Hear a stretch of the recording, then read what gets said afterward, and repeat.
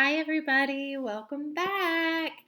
Today we've got both dogs, Maggie and Stormy, joining us for Chapter 3 of Harry Potter and the Sorcerer's Stone.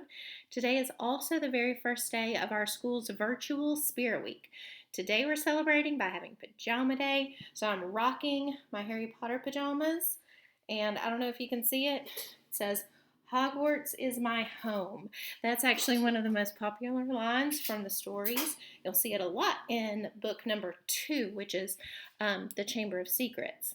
So I'm rocking my Harry Potter pajamas to celebrate Pajama Day. Tomorrow is Hat Day, so I hope you all will celebrate along with me as we share in our very first virtual Spirit Week for our school. If you want to snap a picture of you in your pajamas and leave it in the comments below so we can all celebrate together, that would be a lot of fun. So today we're going to start Chapter 3, which is called The Letters from No One. Sorry, I'm going to turn my phone off so we do not get interrupted during our story time today. And Maggie and Stormy both look comfortable. Stormy has an itch. There she goes. She's comfortable now. They're both holding down the couch. Maggie's got her favorite blanket. Looks like everybody's ready. Here we go. Chapter 3, The Letters from No One. The escape of the Brazilian boa constrictor earned Harry his longest ever punishment. By the time he was allowed out of his cupboard again, the summer holidays had started, and Dudley had already broken his new video camera, crashed his remote control airplane, and, first time out on his racing bike, knocked over old Mrs. Fig as she crossed Privet Drive on her crutches. Harry was glad that school was over, but there was no escaping Dudley's gang, who visited the house every single day.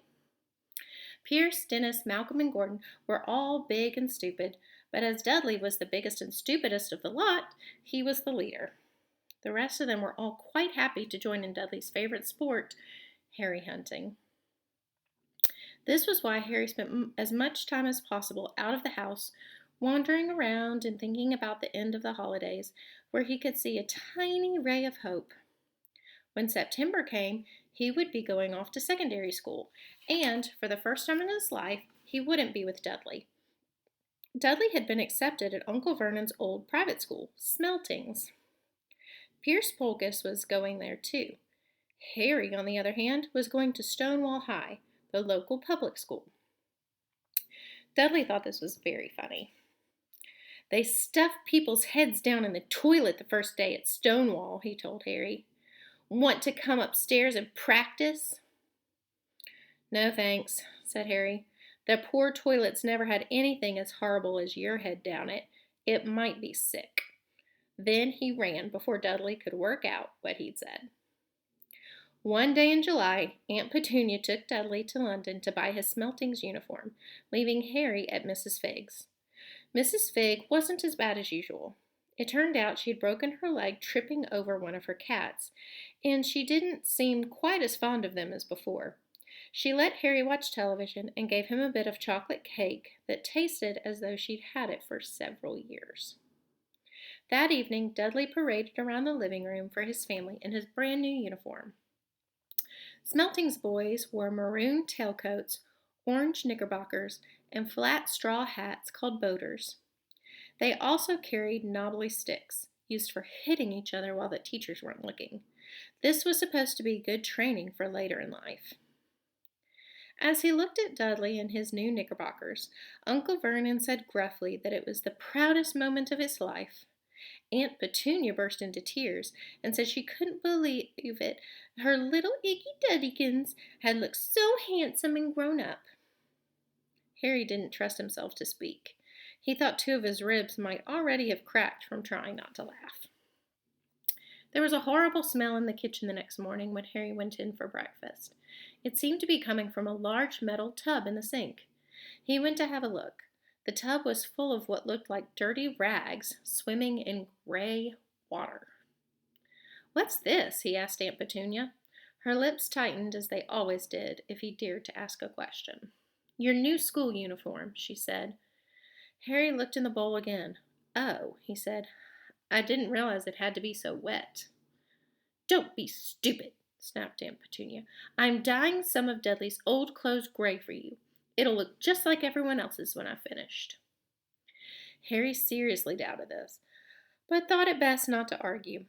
He sat down at the table and tried not to think about how he was going to look on his first day at Stonewall High, like he was wearing bits of old elephant skin, probably. Dudley and Uncle Vernon came in, both with wrinkled noses because of the smell from Harry's new uniform. Uncle Vernon opened his newspaper as usual, and Dudley banged his smelting stick, which he carried everywhere, on the table. They heard the click of the mail slot and flop of letters on the doormat. "Get the mail, Dudley," said Uncle Vernon from behind his paper. "Make Harry get it." "Get the mail, Harry." "Make Dudley get it." "Poke him with your smelting stick, Dudley." Harry dodged the smelting stick and went to get the mail. 3 things lay on the doormat: a postcard from Uncle Vernon's sister Marge, who was vacationing on the Isle of Wight, a brown envelope that looked like a bill, and a letter for Harry. Harry picked it up and stared at it, his heart twanging like a giant elastic band. No one ever in his whole life had written to him. Who would? He had no friends, no other relatives. He didn't belong to the library, so he'd never even gotten rude notes asking for books back. Yet here it was, a letter addressed so plainly there could be no mistake. Mr. H. Potter, The Cupboard Under the Stairs, 4 Privet Drive, Little Whinging, Surrey. The envelope was thick and heavy, made of yellowish parchment, and the address was written in emerald green ink. There was no stamp. Turning the envelope over, his hand trembling, Harry saw a purple wax seal bearing a coat of arms, a lion, an eagle, a badger, and a snake surrounding a large letter H. "Hurry up, boy," shouted Uncle Vernon from the kitchen. "What are you doing? Checking for letter bombs?" He chuckled at his own joke. Harry went back to the kitchen, still staring at his letter. He handed Uncle Vernon the bill and the postcard, sat down, and slowly began to open the yellow envelope. Uncle Vernon ripped open the bill, snorted in disgust, and flipped over the postcard. "Marge is ill," he informed Aunt Petunia. "Ate a funny whelk." "Dad," said Dudley suddenly. "Dad, Harry's got something." Harry was on the point of unfolding his letter, which was written on the same heavy parchment as the envelope, when it was jerked sharply out of his hand by Uncle Vernon. "That's mine," said Harry, trying to snatch it back. "Who be writing to you?" sneered Uncle Vernon, shaking the letter open with one hand and glancing at it. His face went from red to green faster than a set of traffic lights. And it didn't stop there. Within seconds, it was the grayish white of old porridge. "Petunia," he gasped. Dudley tried to grab the letter to read it, but Uncle Vernon held it high out of his reach. Aunt Petunia took it curiously and read the first line. For a moment it looked as though she might faint. She clutched her throat and made a choking noise. "Vernon! Oh my goodness! Vernon!" They stared at each other, seeming to have forgotten that Harry and Dudley were still in the room.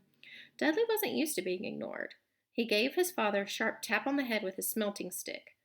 "I want to read that letter," he said loudly. "I want to read it," said Harry furiously. "It's mine." "Get out, both of you," croaked Uncle Vernon, stuffing the letter back inside its envelope. Harry didn't move. "I want my letter," he shouted. "Let me see it," demanded Dudley. "Out!" roared Uncle Vernon, as he took both Harry and Dudley by the scruffs of their neck and threw them into the hall, slamming the kitchen door behind them. Harry and Dudley promptly had a furious but silent fight over who would listen at the keyhole. Dudley won, so Harry, his glasses dangling from one ear, lay flat on his stomach to listen at the crack between the door and the floor. All right, we're going to stop there, and we'll continue on with Chapter 3 later on today.